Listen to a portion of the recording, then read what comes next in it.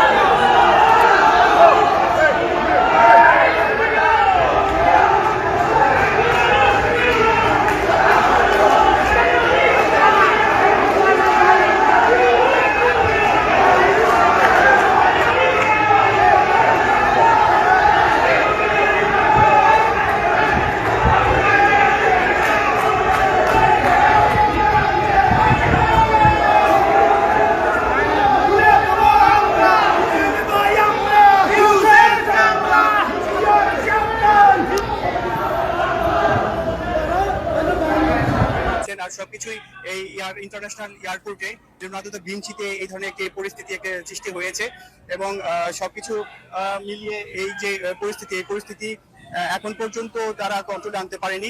আমি আমার যদি এদিকে দেখানোর একটু চেষ্টা করি, আপনারা দেখতে পাচ্ছেন যে এখানে ফুল নিয়ে দাঁড়িয়ে আছে, আর ঠিক পাশেই আপনার এই আওয়ামী লীগ সমর্থিত যারা আছেন তারা এখানে বিক্ষোভ প্রদর্শন করছেন এবং কালো পতাকা তারা দেখিয়েছেন এবং সবকিছু। আর আগামীকাল শুরু হচ্ছে জাতিসংঘের খাদ্য এবং কৃষি সংস্থার ৮০তম আন্তর্জাতিক যে বার্ষিক যে অধিবেশন, সেই অধিবেশনে তিনি যোগ দিবেন। এই অধিবেশন চলবে আগামীকাল ১৩ তারিখ থেকে শুরু করে ১৭ তারিখ পর্যন্ত।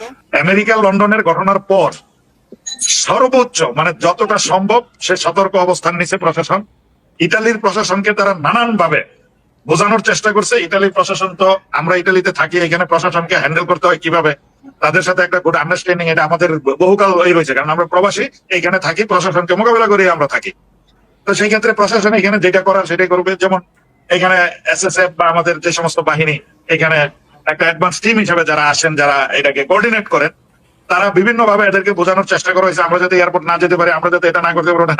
এখন এটা তো আর বাংলাদেশ না, ইউনুসের কি কয় এনজিও সরকার না, এটা যে এখানে দালাল মালাল বিদেশি কতটি লইয়া, এটা ইতালি এবং ইউরোপের সবচেয়ে গুরুত্বপূর্ণ একটা দেশ। আমরা প্রশাসনের সাথে আলোচনা করছি, কথা বলছি এবং এয়ারপোর্টে যাবো এটা হয়তো তারা এক্সপেক্ট করে নাই। আমরা আমাদের মতো কৌশল অবলম্বন করছি। আমরা যথারীতি এয়ারপোর্ট গেছি, আজকে সে আইসা নামছে। নামার পরে ঠিক যেই জায়গাটা দিয়ে আমাদের যে এয়ারপোর্ট থেকে ভিভিআইপি গেট, যেটা মানে বিশ্বের যে কোনো সরকার প্রধান রাষ্ট্রপ্রধান আসলে যে গেট দিয়ে সাধারণত বেরোয়, আমরা ওই গেট চিনি, জানি, কারণ অনেকবার আমাদের প্রধানমন্ত্রী আসছেন। তা আমরা সেখানে গেছি, যাওয়ার পরে পুলিশ একটু সামনে আগায়া, মানে যে গেটটা, ওই গেট থেকে ১০ হাত সামনে আগায়া তারা দাঁড়াইছে। তা আমাদের কাছে কি ব্যাপার, ওরা তো জানেই, বুঝছে কি হচ্ছে এখানে। আর ও যখনই প্রক্রিয়া শুরু হয়েছে, গাড়ির বাতি টাতি জ্বলে গেছে, তার মানে সাহেব মহাজন বেরোবে, তখন মনে করেন আমাদের নেতা কর্মীরা যে স্লোগান টেরোরিস্ট, খুনি, যা যা বলার সেটা বলছে। সে যতক্ষণ ওইখান দিয়ে বেরোয়, মানে যতক্ষণ পর্যন্ত সে গাড়িতে, ওইটা গাড়ি ওই লিভ ফ্রম দেয়ার, যতক্ষণ পর্যন্ত গাড়ি ছিল ততক্ষণ আমরা সেখানে অবস্থান করছি।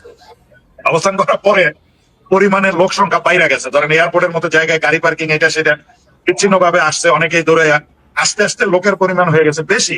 প্রশাসন হিমশিম খেয়ে গেছে, কারণ এরকম একটা পরিস্থিতি তারা মোকাবিলা করে অভ্যস্ত, কিন্তু এটা আমাদের দেশের মতো না। তো এখন তারা একটু হকচকিত হয়ে গেছে। তখন আমাদেরকে বললো যে দেখ, তোরা যে কারণে আসছো, সে চলে গেছে হোটেলে, এখন তোরা এই জায়গাটা ছেড়ে দে, এয়ারপোর্ট, এই জায়গাটা অকুপাইড করা তোদের যুক্তিযুক্ত না।